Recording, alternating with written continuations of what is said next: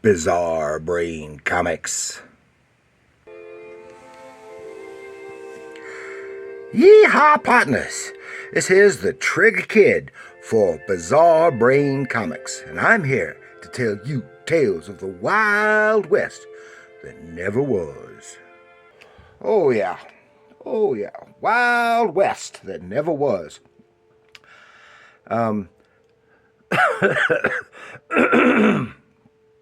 We're going to take a look. I briefly showed this book a couple weeks ago when I did a bunch of westerns. It just happens that yesterday was the last day of the National Western Stock Show. My wife and I had planned on going over either last weekend or this past weekend, but both weekends we had bad weather and we didn't want to mess around with the heavy bad traffic in a snowstorm, because we don't like the heavy traffic to begin with, let alone in a snowstorm.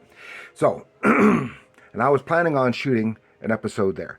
So, since it's gone now, I'll do that episode that I had planned on doing. And I showed this one briefly before, and I was going to cover one of the stories in this digest. It's a Jonah Hex story. Yeehaw, Jonah Hex. Love my Jonah Hex. He's one of the probably my favorite comic book Western characters from DC Comics, from the Blue Ribbon Digest. Of course, Jonah Hex started in, I think it was 1972, and this is a story from 72. He might have started in 71. Originally in All-Star Western from DC, which soon changed changed the title to Weird Western. Damn. I thought I got rid of that frog before I started this. So here we are with Jonah Hex and Other Western Tales. And this has some really good ones in here. Painted cover painting here. And there's no credits for it, but I can't be sure. It looks, I don't know. I just don't know. Anyway, this is the story of Killers Die Alone. Try to get that a little better. Now, in the previous few stories, just prior to this one of Jonah Hex, he had met a little Indian girl. I think she was Navajo. I'm not sure. She could have been Apache. And she had this dog, wolf dog, which she called Iron Jaws. And in the course of that story, the little girl was killed. And Iron Jaws had taken a liking to Jonah, and so they had several stories together up until this one, or a few stories together, enough for you to get to know and like this dog. And this was written by John Albano, did some really great stories, and art by Tony DeZuniga.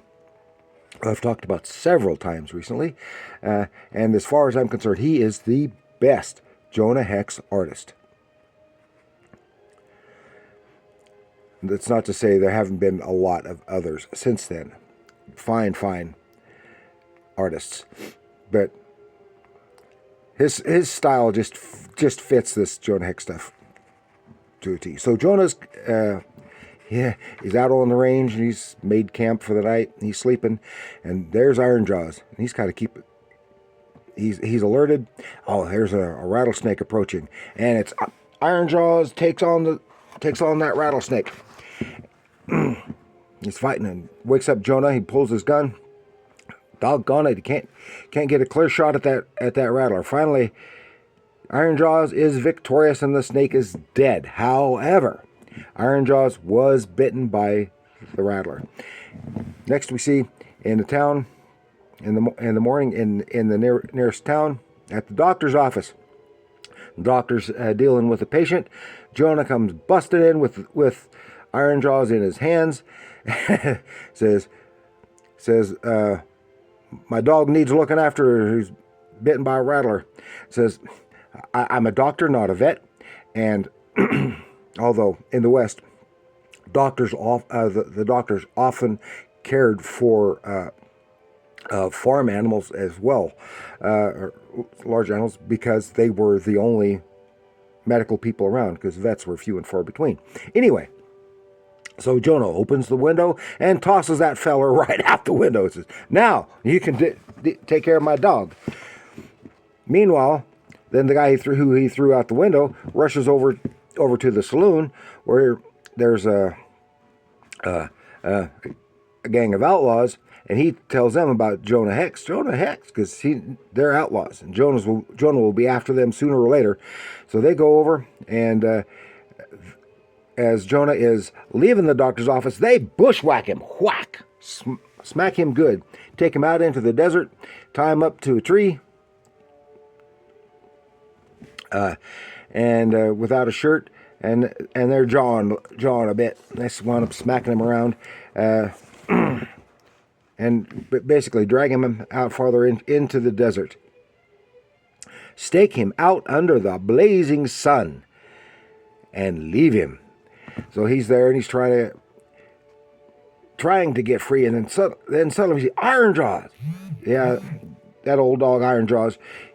He knew Jonah was in trouble, and he dragged himself, because he's too weak to walk, and he dragged himself out into the desert, wherever it was, following Jonah's scent. Gets there just in time to free one of his hands, so Jonah can get himself taken care of. While I said, yeah, damn fool dog, drag yourself out every inch of the way on account of not having the use of your hind legs. Bet you expect me to thank you or something, huh? Well, I'm not, you hear? Because he's really gruff all the time, not appreciating nothing. Of course, he does, because then he sees that Iron Jaws died, and you can see now he's really angry, because Iron Jaws, who he actually cared for, and Iron Jaws cared for him, and he builds a cairn over a grave that where he buried Iron Jaws, and he gets back. He gets to the doctor. He's not too happy with him. He gets some gear. I guess he just happened to have the guns and the shirt and the cavalry blouse and the hat and all of that, as well as the same boots that he had before. And he goes after these guys. They're planning on a stage robbery and riding on the stage. When Jonah waylays the stage, says, "You get out of here," and he gets those guys, blasts one of them as he tries to escape. The other guy hot foots it away with Jonah right on his tail. And the guy's still afoot, gets farther out into the desert, when suddenly this cougar jumps him, and he bram bram bram bram bram spins all the shells in his gun, but he kills that cat. And he says, it says, "You gotta help me, Jonah. You gotta help me." So, it's a 4-hour ride back to town, skunk, and you'll be a corpse long before that. What are you talking about? I said, see that cat? You can see the foam on that cat's face, around his mouth. So that says that cat had the rabies. So I'll tell you, I ain't gonna leave you. I said, but you can't leave me alone. I ain't gonna leave you alone. He tosses the guy's dead buddy right on top of him, and the guy's leg is so mauled he can't do nothing. And Jonah just takes off with what they stole from and what they had sold before, and back to town he goes, leaving that old bird to croak in the desert. Just like they had planned on him. And that is a good story. It's one of the real early Jonah Hex stories, and I really, really enjoy, especially the early Jonah Hex stories. But Jonah is a surefire Western hero of mine. Was very disappointed in that Jonah Hex movie because they added a whole bunch of stupid stuff to it. It was very well made. It was just poorly written, but I can still enjoy watching it. And when they had DC's Legends of Tomorrow on TV, they had a couple of run-ins in their time travels with Jonah Hex, and they did a much better version of Jonah Hex on that show than they did in the movie. And I would love to see them do an honest Jonah Hex movie like the comic. But that's all we got for Jonah Hex this time. So yeehaw, partners! Remember, these Jonah Hex stories was a turn to the more brutality and more realism in their Western stories for DC compared to the very hokey stuff that they'd had in the 50s and 60s for the most part. And I think it was largely in response to the largely to the spaghetti westerns and stuff like the Wild Bunch, which was much more had much more brutality in it, and that's probably one of the reasons why Jonah Hex is still fairly popular today. You don't see any of the other Western characters around from DC Comics, but just every now and again a Jonah Hex series pops up. So thank you for joining me. Like, share, subscribe. Do leave your comments down below. What era of Jonah Hex do you like best, if any? Who's your favorite Western comic book character, especially from DC? Let me know in the comments below. And remember, come on, comics are art.